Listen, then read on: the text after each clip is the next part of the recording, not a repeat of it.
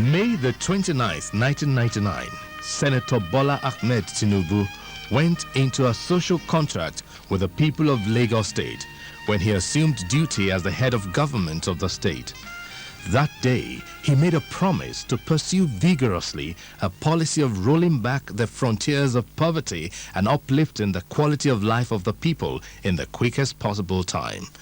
They include power generation to galvanize industrial growth, job creation to give succor to the unemployed, industrial harmony and workers' welfare, road rehabilitation, and an outstanding improvement of the environment. Senator Tinubu not only promised to give the menacing transportation problem a hard tackle, he pledged to treat the issue of housing for all as it has never been done in Lagos State. Of course, being a product of a society which lacks adequate education for its youth, Senator Tinubu left nobody in doubt that every child is naturally entitled to qualitative education which must be delivered to them.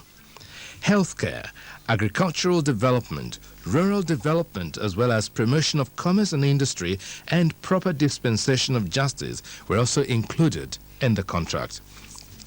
It is 1 year since he entered into this agreement with the people of Lagos State, and today the song of success is what the people are singing.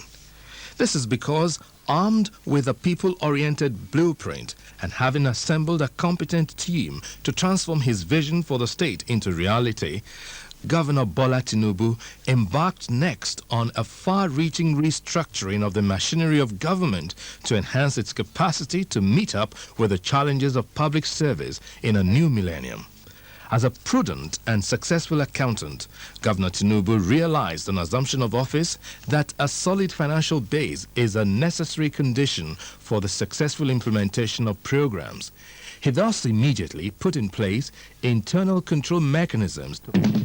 12 months ago, I made a promise that Lagos State will never be the same again. Now, the wheel of progress is on. The streets of Lagos are being revamped. The giant refuse dumps have disappeared. Houses are being built to provide shelter for the people. Our children are being given the greatest legacy, free education.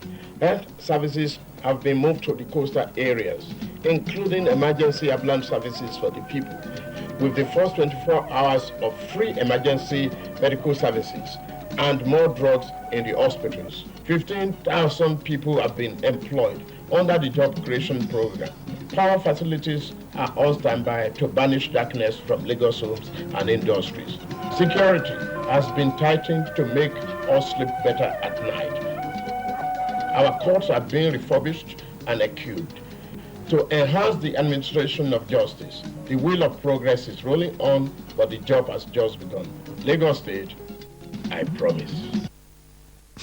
In fulfillment of his promise to find a lasting solution to the perennial problem of epileptic power supply in Lagos State, Governor Tinubu on Friday, August 13, 1999, signed a Memorandum of Understanding MOU with Messrs. Enron Nigeria Limited and Yinka Folawiyo Power Limited. The MOU provided for the establishment of an independent power plant, IPP, that will supply 650 megawatts of electric power supply into the national grid for the use of Lagosians in 2 phases. That Senator Tinubu was able to enter into such an agreement with a reputable multinational organization like Enron barely 3 months after his inauguration was clearly one of the most spectacular achievements at any level of government in our new democratic dispensation. This was a demonstration of the fact that the governor had thoroughly done his homework before assuming office and has a clear sense of direction. Following protracted negotiations leading to the signing in Abuja of a final agreement by the Federal Ministry of Power and Steel, the National Electric Power Authority, NEPA, Enron and the Lagos State government, the 3 barges to supply 90 megawatts of electricity in the emergency phase of the project were brought into the country. This emergency phase, to last 15 months, was conceived to meet the power needs of the state in the short term, pending the takeoff of the permanent gas-driven power plant to provide 540 megawatts of electricity to be constructed at Morogbo. But for certain unforeseen differences between the federal government and the Lagos state government, this project, which will attract foreign investment worth 800 million naira, generate not less than 7,500 jobs, jumpstart the comatose economy, and ensure 20 years of reliable power supply, would have taken off in October 1999. The good news, however, is that these differences have been largely resolved, and there is a new commitment by all parties to ensure the speedy actualization of the Enron project.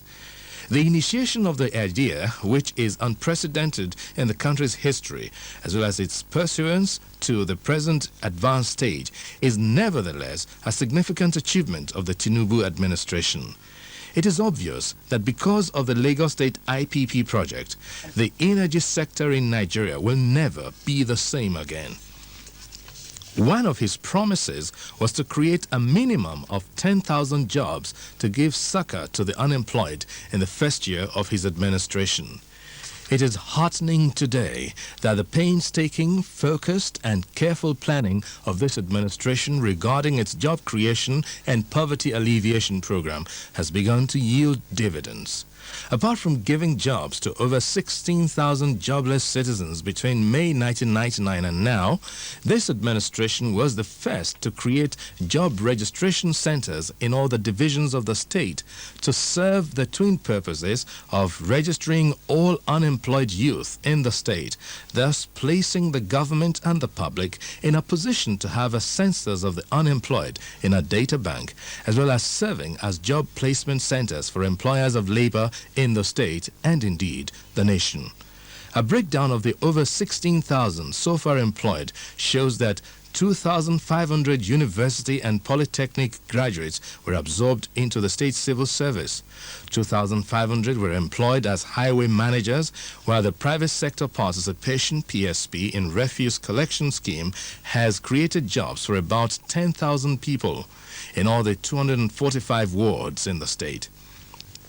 As a complement to the state government's efforts on job creation, some private companies, namely Money Bank, ICO Insurance Brokers, Eleganza Industries Limited, Bico Insurance, and Corporate Guards, have taken advantage of the state's data bank.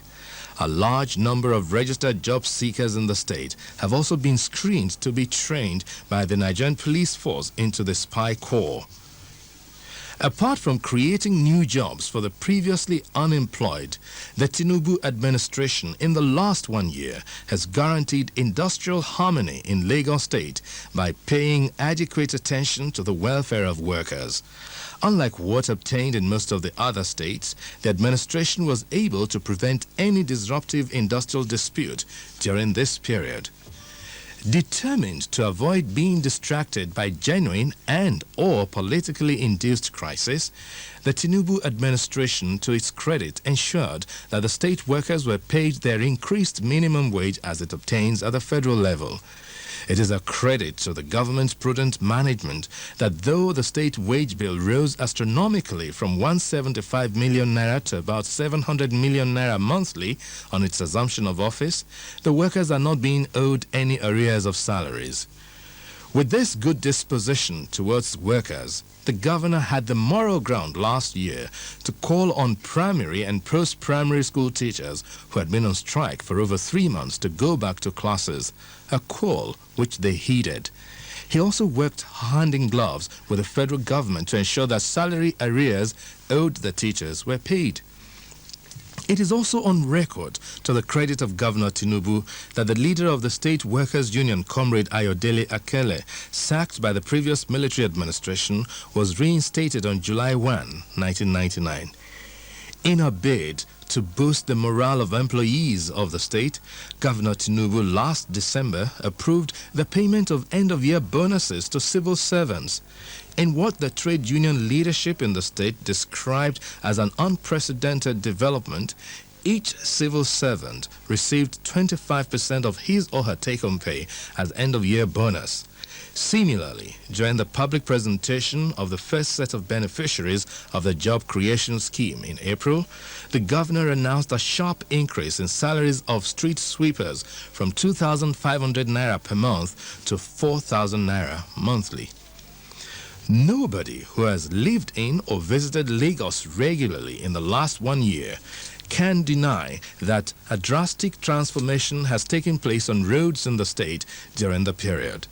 The Tinubu administration inherited a network of badly damaged roads infested with scores of potholes that made life a veritable hell on earth for commuters in the state.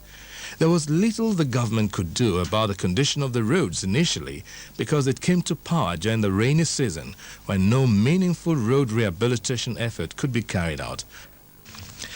However, the governor immediately set to work to tackle the problem of bad roads by restructuring the Direct Labor Agency, which was renamed Public Works Bureau, to enhance its operational efficiency. When on July 20, 1999, the governor flagged off the emergency road rehabilitation exercise, the Commissioner for Works promised that 154 major roads across the state will be rehabilitated in record time. Today, the Ministry of Works and the Public Works Bureau have exceeded this target by a wide margin. Over 300 major roads have been rehabilitated in the first year of the Tinubu administration, while the war against potholes has been effectively won on the major highways in the state. To achieve this impressive result, 23 work gangs operating both during the day and at night were raised. In areas where repair of roads would hinder traffic flow during the day, night gangs were effectively utilized to speed up the pace of work. A noteworthy feature of the road rehabilitation exercise in the state is that the Tinubu administration has not hesitated to rehabilitate federal roads, many of which were inherited in deplorable conditions. While the emphasis over the last year has been on the major highways on which the vast majority of Lagosians commute daily, the next phase of the exercise will concentrate on inner access routes and link roads. With the July 28, 1999 inauguration of Operation Drains and Waste Clearing in Lagos State, the Tinubu administration declared a total war on mountainous filth that used to deface most parts of the state. Today, the heaps of waste, which could previously be found virtually everywhere in Lagos, have disappeared, though not by magic. In this area, the strategic and focused efforts of the state government to tackle this problem was misconstrued as ineptitude. However, the introduction of the modern approach of private sector participation (PSP) in waste disposal and management last year, which involves the house-to-house removal of bagged waste by private business concerns, has yielded dividends. This initiative, complemented by the efforts of the State Waste Management Authority, LOMA, and highway cleaners, has not only brought a final solution to waste problem, but has equally provided jobs for over 10,000 people. This integrated waste management system has been successful so far, while the prohibition of open dumping of waste has paid off. Aside from this, the visit last year of a team of an American-based waste management company, Earthcare Technologies, to seek Governor Tinubu's assistance on how to turn the state's waste to wealth is commendable. That means soon the waste generated in the state could be daily turned into organic fertilizer for local use and export. The result of the efforts of this administration to maintain a clean and hygienic environment is self-evident in every nook and cranny of the state. This, in all modesty, is unsurpassed in the center of excellence and the land of aquatic splendor. Determined to relieve the people of the annual disaster of flooding with the coming of rain, Governor Tinubu in April released over 300 million naira for the deflooding of about 18 centers prone to flooding in the state. I am very happy to address you once again on an issue of crucial importance to the future of the state. When we assumed office on May 29, 1999, it was with the determination to halt the declining of the state and actualize our immense potentials. Towards this end, as you can all testify, we have spared no efforts to bring about the radical modernization of Lagos State.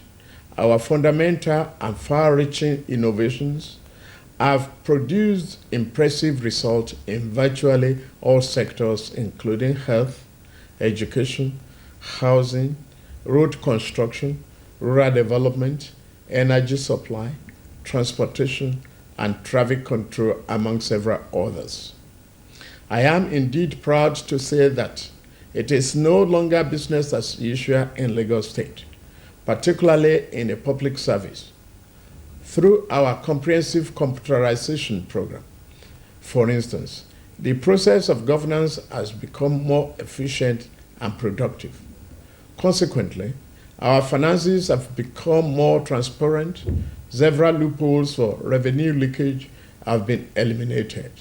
That we achieved over 100% increase in internally generated revenue from 600 million naira, which we inherited, to a monthly average of 1.5 billion naira, is only one measure of our success so far in reinventing governance in Lagos State. And I am happy to note, in this respect, that Lagos State was recently adjudged the best computerized government in Nigeria by the Computer Association of Nigeria. It is well known that our administration has been at the forefront of the advocacy for the restructuring of the Nigerian polity in the direction of true federalism and decentralization of governance. We believe firmly that there should be greater devolution of powers, responsibilities, and revenues to the tiers of government nearest to the people, because these are the governments that know the real need of the grassroots and are reached by the people. They are the ones saddled with the day-to-day service demand of the people. States and local government are also the tiers that can bring about rapid community development.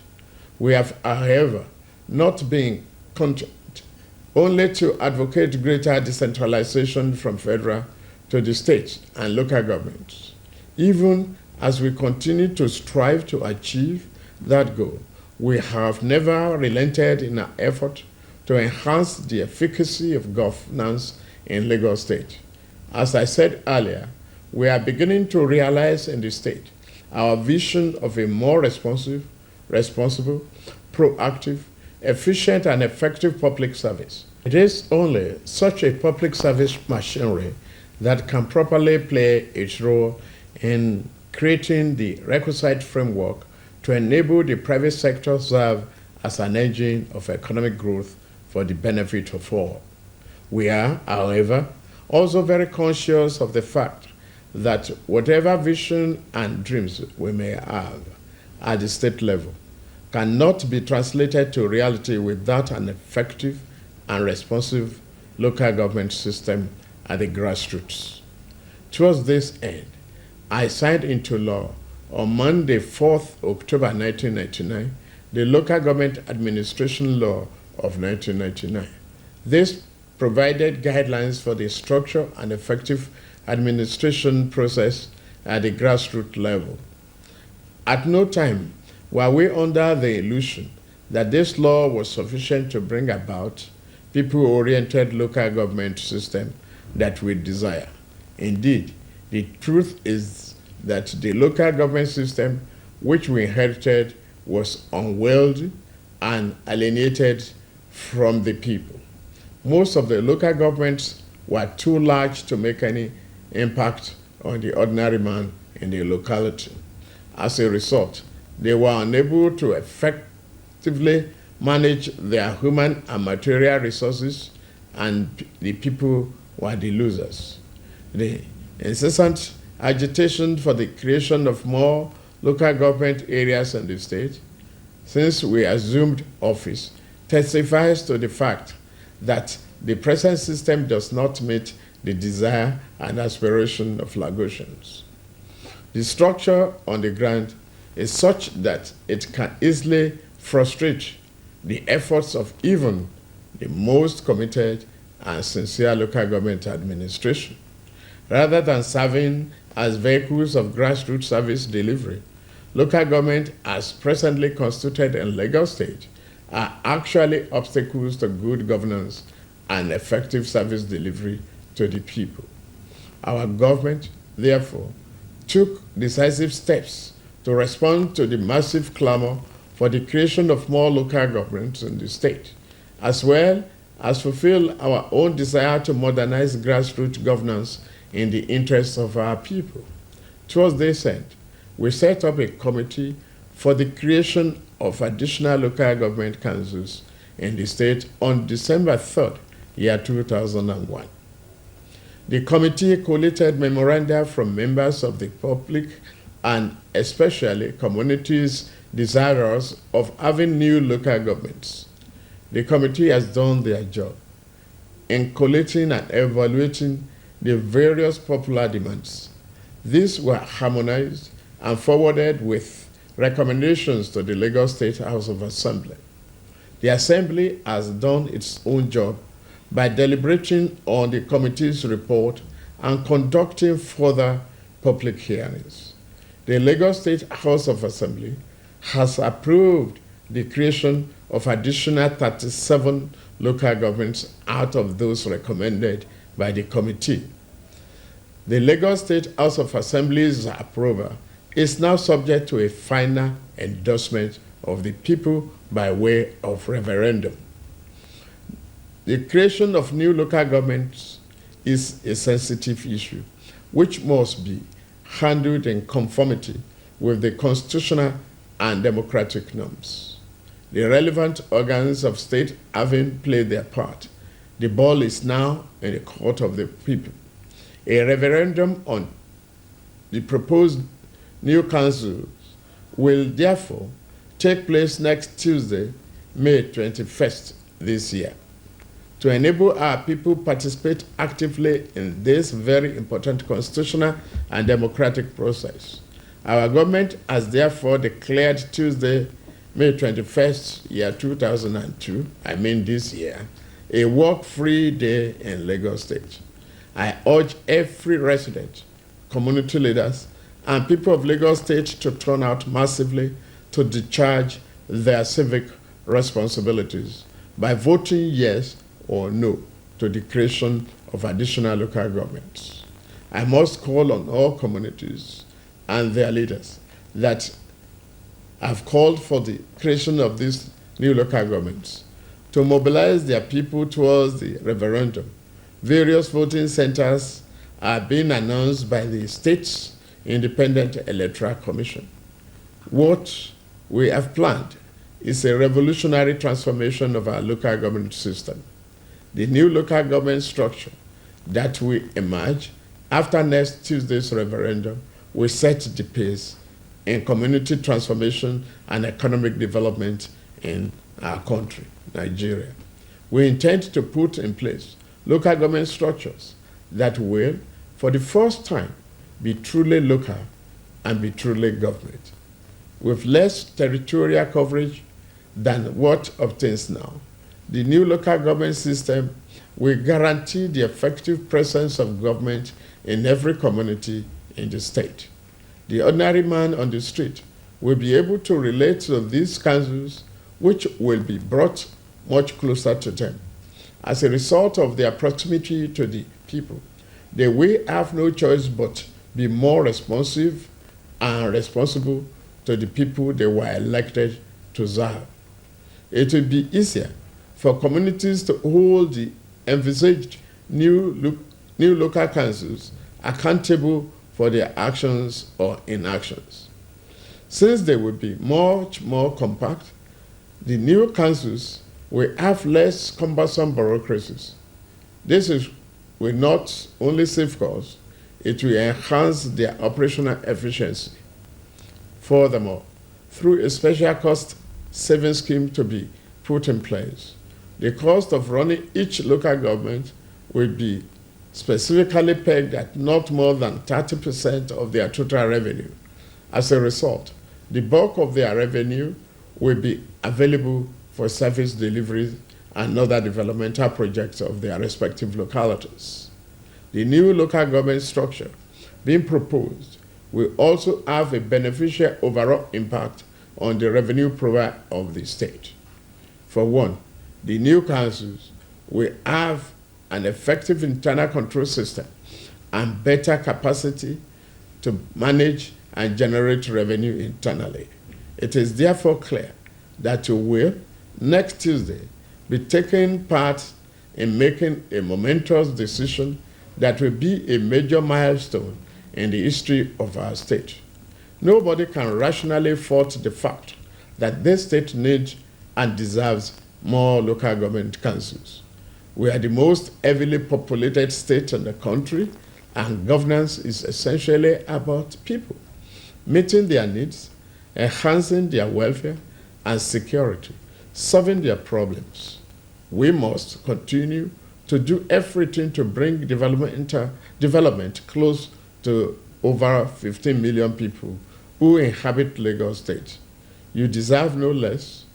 Let me, in conclusion, appeal to also to ensure that the referendum is peaceful, free, fair, and without hitches. The relevant security agencies have been fully mobilized to ensure that mischief makers do not breach the peace. You can therefore confidently participate in the exercise with the full assurance that your security is guaranteed. Thank you for your listening, and I wish you all a very successful referendum.